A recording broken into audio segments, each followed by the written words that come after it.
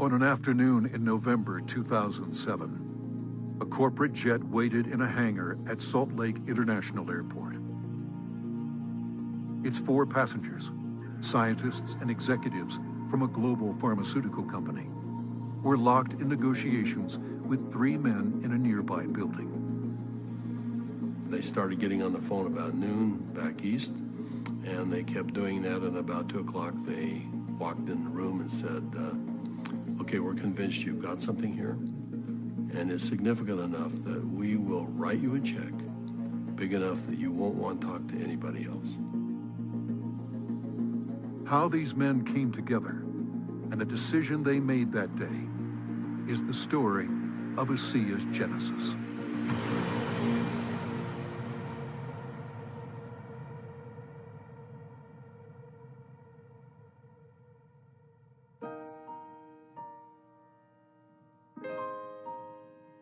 A lot of people have fathers that teach them sports. My father happened to be a great strategist. And from a very young age, I recall having discussions with him about what he was doing. At the time, he was running fairly large companies. And I can remember driving in the car with him and him talking to me about strategy, about what is strategy and how to think differently about a company. Vertus Norton was well qualified to teach his son. At the time, he was sales planning manager of the billion-dollar beverage division of General Foods Corporation in New York, with responsibility for iconic products like Kool-Aid, Country Time, and others. In 1985, he was recruited by Dart and Kraft and eventually became the head of Hobart Corporation US near Cincinnati, Ohio. 5 years later, he rejoined Kraft General Foods in Chicago as vice president of the Channel Group, managing a billion-dollar pilot business unit that led to the eventual integration of General Foods, Oscar Mayer, and Kraft Foods. Based on his track record, Vertus was asked to help re-engineer the company to increase efficiency in relation to an industry-wide initiative called Efficient Consumer Response. In the subsequent 3 years, Kraft's ECR, or efficiency rating, moved from 10th to first place. I've known Vertus for over 25 years, and it was apparent to me immediately that here was a very special man. A man that had wonderful ethics, great business strategies, enthusiasm. There was no question that this man was going to be a huge success, and he is a success. Vertus retired from Kraft at age 57 and moved to Park City, Utah. We thought he would take retirement seriously. He did not. Shortly after doing some service for our church, he was asked to run a biotech company. He had a lab in Southern California, 5 PhDs reporting to him, a series of master's or graduate students as well, all doing work for him there. And he ran that for 4 years, and we thought he was done. But Vertus Norton was not done. Through his son Tyler, Vertus was introduced to another biotech company and invited to become a member of their board. I recall coming to the house one afternoon only to find books strewn about his desk, chemistry and biology books, and I said, "Now what in the world are you doing now?" And he proceeded to tell me that he had been invited to sit on the board of this company that had an incredible technology. And I do recall him saying, "But they don't know exactly what they have." And that's an invitation to my dad. He's going to figure it out. He's a puzzler. I was intrigued until they told me it was made from salt water. And I told them, this doesn't sound right, and you're going to have to convince me it's real.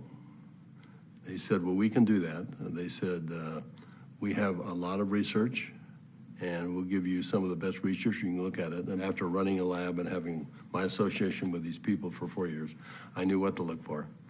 And I went through the science, and it was good, defensible science. Then they gave me a list of people to call, and I was calling Harvard, UCLA, University of Washington, University of Indiana, major labs across the United States, and everyone I talked to raved about the product, the way the company was intending for it to be used, and also they raved about the fact that you could drink this product and get a benefit from it. At the time, the product could only be produced in limited quantities through small devices. Highly unstable, it had to be used within minutes of production. But seeing the strength of the product, Virtus agreed to join the board of directors. As soon as I did that, they said, we're going to give you one of these devices to put in your house. We'd like you to become familiar with it. I started drinking the product that was made in this device, and my thinking cleared up. I had more energy. I felt better than I had for years. And now, keep in mind, I was in my 60s at that time. And I thought, holy cow, what is this? So I went to the first board meeting and found out that they were flat out of money. They were $1 million in debt. We said, let's see if we can help them find money. We tried for about 90 days, could not. Eventually, the company folded, and they actually merged it with another company, an energy company. And when that happened, that company started selling off assets. And so we started down the road together, and over the course of a year, we discovered what the product was and why it worked. We developed what's called the mechanism of action. They discovered the product was based on redox biochemistry, a new field of science that emerged near the beginning of the 21st century. Redox signaling is a function central to all forms of life. Redox signaling molecules are created within every cell of the body and are vital to the immune system and to cellular repair and replace mechanisms. As one gets older, the body's ability to make these molecules decreases, a function of aging. The product provided a replenishing source of the exact redox signaling molecules the body creates, and in the same balance, enhancing cellular health. Knowing the product's shelf life was essential, Virtus challenged a team of researchers, including Dr. Gary Samuelson, to find a way to stabilize the product. We didn't know if it could be done, and we bought some equipment and kept making product over and over and over again, and we'd run it through the computer. And finally, after months, he finally came in and said, I think I've got the product stabilized. And we started testing it and found out that he had, in fact, stabilized the product. After stabilization had been achieved, Virtus met with a group of university scientists. We had told them that we had stabilized this mix of molecules, and they said, no, it can't be done. And we said, no, we have done it. And they said, no, it can't be done. And they were so adamant that they were slapping the table. And we said, well, wait a minute. We'll come back tomorrow and show you the product. So we took the product back the next day. Said, this is stabilized redox signaling molecules, both positive and negative molecules in the same bottle, stabilized. And they said, how in the world did you do this? So one of the big breakthroughs is the fact that we can stabilize molecules that you're not supposed to be able to do that. The molecules in ASEA are supposed to be fleeting. They should all return to salt and water in just a matter of minutes, and they don't. Meanwhile, Virtus's son, Tyler, had arrived at the pinnacle of his career in the financial services business. His father took occasion to explain to him the technology he had acquired. He said to me, this is the product. He reminded me it was made from salt and water, and I was very concerned. At church the following Sunday, I was discussing some of the challenges of some of the members of our congregation. And I had a neighbor friend that we discussed the majority of that meeting, who, despite seeing a number of professionals and trying to solve a challenge that he had a significant issue, they were just not able to really help and find a solution for him. And it was then that this product popped into my mind. I wondered and asked, despite my doubts, could this help? Could this make a difference for him? I called Dad, and he said, of course it will help. Now, I didn't have that conviction at the time. He did, and he was willing to get some of that product. We got that product to my neighbor, and from that point forward, I felt confident that I had done my part. And given that I was still doubtful and even fearful, I kind of washed my hands from it. I think it was 3 months later when I received a phone call from the leader of our church, and he said, are you sitting down? And I said, don't start a call like that. What's wrong? And he said, this is good news. Are you sitting down? He proceeded then to tell me that he had just received some very good news, that my neighbor, whom we had given this product to months earlier, had received word that he was in fact improving and had improved a great deal. Of course, the question going through my mind was, well, did he drink this stuff? And that was what my church leader told me. He says, that's why I'm calling. He drank all of it, and he's confident that it's had a huge effect on his situation. I called my neighbor, and I needed for him to tell me what he had experienced. And he was quiet for a minute, as I recall, and said, "Do you have any idea what I think this has done for me and for my family?" He began to tell me things that I've now heard multiple times over from people across all of North America, and how this product helped him and made a difference for his family. Frankly, this was a problem for me. This became a problem for me. It was my first indication that this could be real, this could be meaningful. And I started to question kind of what I was doing, and feeling a need to get this product out to the world, watching the impact it was having. And I ultimately resigned in May of 2010 from a significant job, the job I'd spent the better part of 17 years getting to. And it was born of this sense and feeling that this product needed to be given to the world.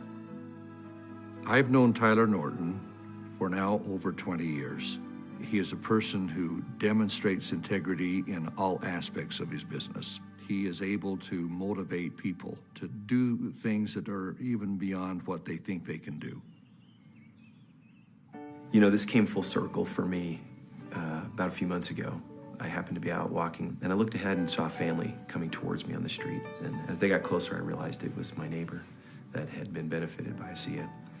And I happened to be on the phone, and so we weren't able to talk. I kind of waved as we acknowledged each other, and he reached in his back pocket and pulled out a sport pouch of ASEA, and then kind of subtly bumped his heart. And we didn't say anything, but I understood completely. It brought home the whole purpose of what we're doing. Now that the product was stabilized, Virtus began studying distribution models, retail, direct sales, internet, and network marketing. So we decided to find 40 people and create kind of a focus group, and we started giving it to them.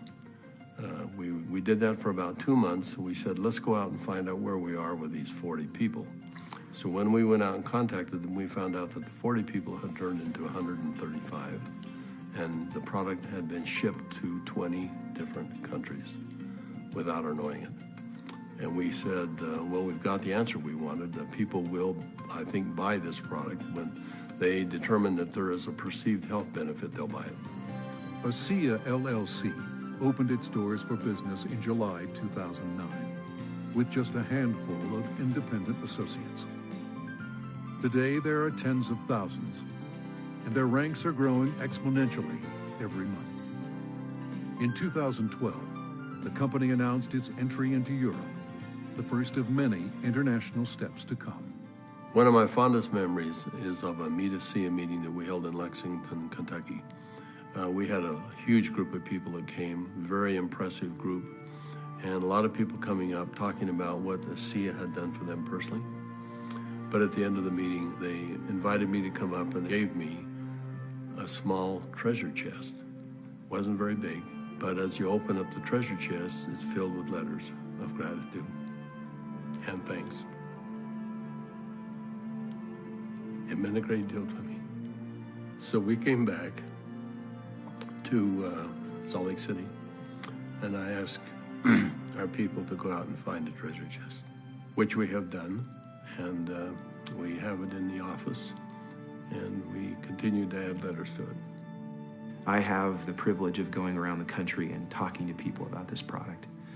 And it's not uncommon at the end of a meeting to have a group of people line up and want to tell me and really thank me, but more thank my dad. And as they tell their stories and I get a chance to look into their eyes and sense their sincerity and the realness of what this has done for them, more than once, I've had to step out of the room and find a corner in a hotel somewhere where I could compose myself and get myself in order after hearing how sincere and thankful they are for this product. You know, we started off looking at this as a business opportunity, and as we progressed, it became more of a sense of purpose, but it's much more than that. We're creating a culture here. We're creating a family. I believe that the heart and soul of this company is represented in our associates.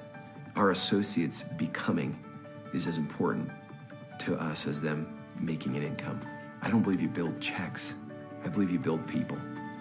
And perhaps one of the greatest blessings of my time here at ASEA is embodied in these marvelous, enriching relationships with wonderful people. People that are desirous to improve their lives, share something meaningful with others, make a difference in the world, and become more.